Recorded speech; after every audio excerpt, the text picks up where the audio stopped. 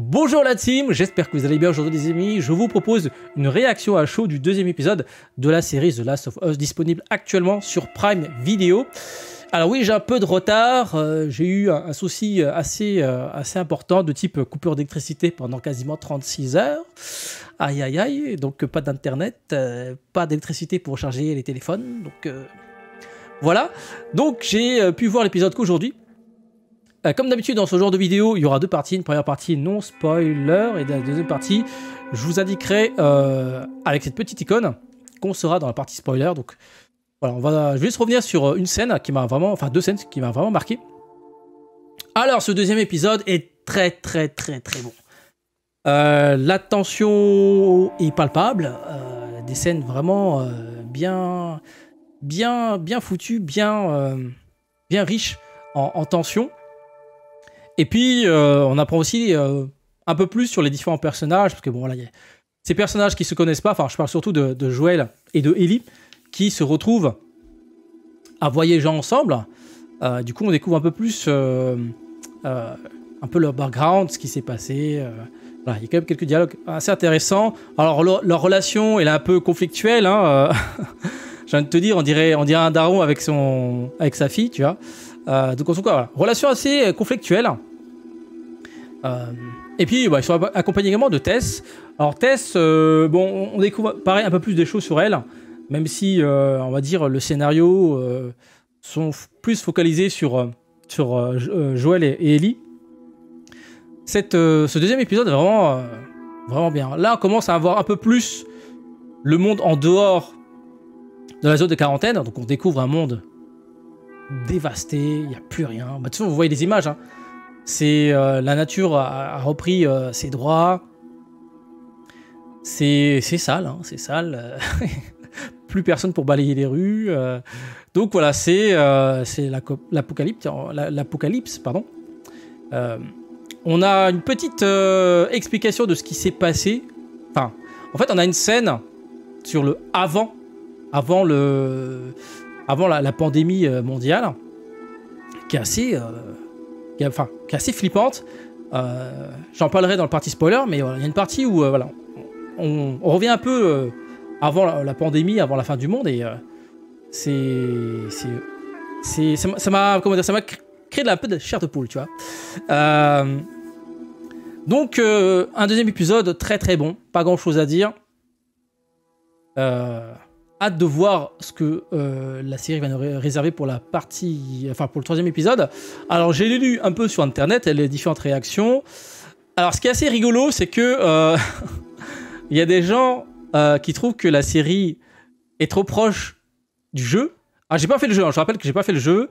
Je le ferai quand j'aurai fini la série. Donc je sais pas de quoi ils parlent. Donc ils disent que le jeu, enfin la série est trop proche de la série, enfin du jeu. La série est trop proche du jeu en termes de plans, etc., de scènes, etc.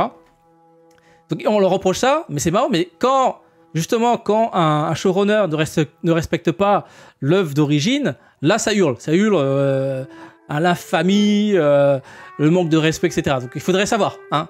Soit il trouve que c'est trop copier-coller, soit il trouve que ça dénature l'œuvre originale. Donc là, apparemment, la série est très fidèle, excepté une scène, mais on en parlera dans la partie spoiler. D'ailleurs, on va y aller, hein. Je pense qu'on a fait le tour. Une série à voir, les gars. Franchement, pour l'instant, il n'y a que 2 épisodes, mais ça fonctionne. Franchement, on voit pas le temps passer. Alors, le deuxième épisode dure pas très longtemps, il dure que 45 ou 50 minutes, alors que le premier durait 80 minutes. Je pense que le premier, c'était vraiment un long pilote qui mettait en place pas mal de choses. Les 80 premières minutes, c'est passé d'une traite. Franchement, je me suis même pas rendu compte qu'on a vu 1 heure d'épisode. Le deuxième épisode, comme il est un peu plus court, on le ressent un petit peu, mais en même temps, bon, c'est logique.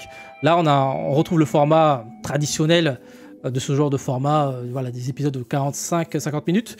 Donc voilà, on va maintenant entamer la partie spoiler. Donc si vous voulez pas vous faire spoiler, bah, je vous invite à quitter la vidéo. Mais avant de quitter la vidéo, comme d'habitude, un petit pouce bleu. Si vous êtes nouveau, pensez à vous abonner, pensez bien à activer les notifications. Alors, je vais juste revenir sur 2 scènes. La première scène avec la professeure en mycologie. Il se passe pas grand chose, il n'y a pas d'action, mais la chair de poule, quand elle regarde dans le microscope et se retourne et fait « je connais ce truc », et t'as le militaire une professeure, une biologiste à côté qui se dit oui, mais en fait, oui, vous connaissez ce champignon, mais on l'a prélevé sur un humain. Et là, s'ensuit une scène où en fait elle va ausculter un cadavre, enfin le cadavre donc, de la personne sur laquelle ils ont prélevé cet échantillon. Ah, la scène quand elle ouvre la bouche comme ça là, j'étais en train de manger. Hein. Pire erreur, j'étais en train de manger, je fais ah, je vais poser. Maintenant je le sais, je vais éviter de manger durant les épisodes de The Last of Us. Bon voilà, j'ai compris. Ah, quand le truc commence à sortir de la bouche, j'ai fait la même réaction quasiment, enfin j'aurais pu faire la même réaction que la professeure, donc sortir de la salle et fuir. Et s'ensuit une séquence, les dialogues entre elle et le militaire, ça fait froid dans le dos. Tu te dis mais si ça nous arrive, c'est en gros c'est ce qui va se passer.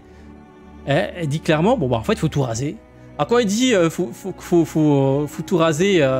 T'as le militaire qui dit mais comment ça, vous voulez dire par quoi par tout raser? Il a dit faut balancer des bombes, voilà, on rase tout, faut tout raser. Il dit ah. Alors par la suite j'ai fait quelques petites recherches sur internet.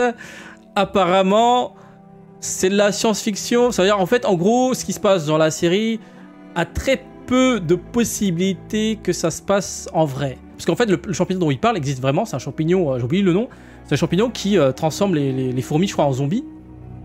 En gros, ils ont plus le... en fait, le champignon prend possession des muscles et du coup, voilà, il faut déplacer donc leur hôte dans des zones en dehors de leur zone de sécurité, justement pour se propager, etc., etc. Donc c'est assez... ça donne la chair de poule. Bon, apparemment, selon l'article que j'ai lu, c'est peu probable que ça arrive dans notre monde à nous. Mais d'un autre côté, avec le réchauffement climatique, etc., les champignons peuvent évoluer, hein, voilà, ils peuvent s'adapter au nouveau climat et donc peut-être se renforcer, etc., etc. Enfin bref, ça m'a, voilà, c'est pour ça que j'étais vraiment pris dans le truc, dans l'histoire en fait. Et puis la deuxième scène sur laquelle je voudrais revenir, c'est la scène finale. Apparemment, encore une fois, je le répète, j'ai pas joué au jeu. La scène finale se termine pas de la même manière. En fait, dans la scène finale, Tess, qui nous quitte déjà, elle meurt par des militaires, d'après ce que j'ai compris, par rapport au jeu. Et en fait, dans la scène de la série, elle a été infectée, et du coup, elle se sacrifie pour faire gagner du temps à Joël et à Ellie.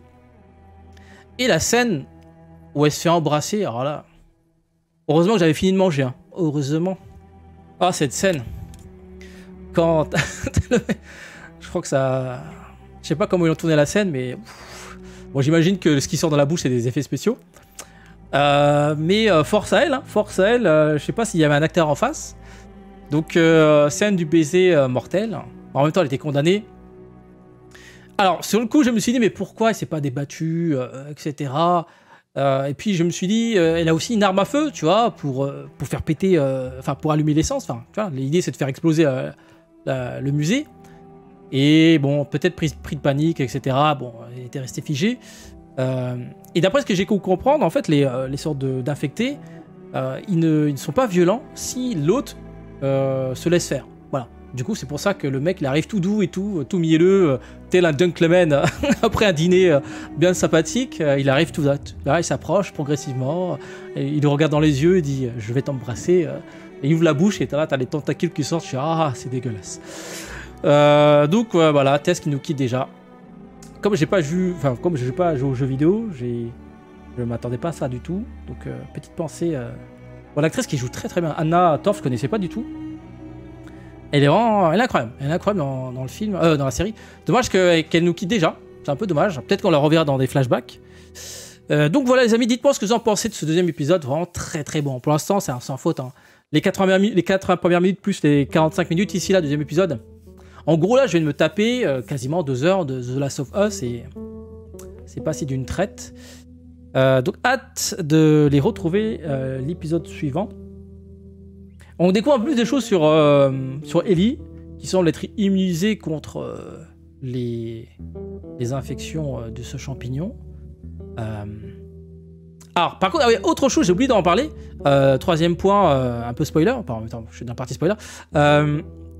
apparemment, les champignons, en fait, pouvaient se propager dans l'air. Et en fait, ils ont viré cette partie-là du scénario pour éviter que les acteurs aient à porter des masques.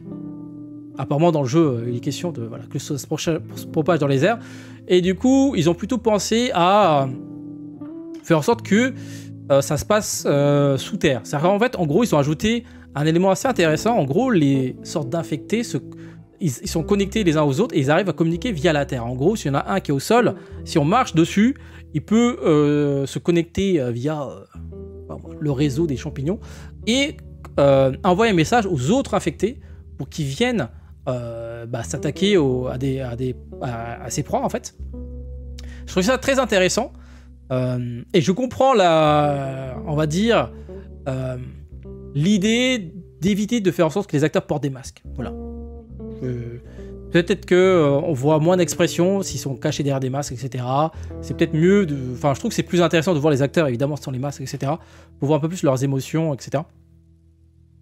Donc voilà, les amis. Je suis, pour l'instant, hypé par cette série. J'aime beaucoup. Donc hâte de faire le jeu juste après pour comparer... avec la série. Donc voilà, dites-moi ce que vous en pensez sur ce. Passez une bonne journée, le petit pouce de soutien, le petit abonnement sur YouTube, et n'hésitez pas à activer les notifications. Sur ce, à très bientôt. Ciao, ciao.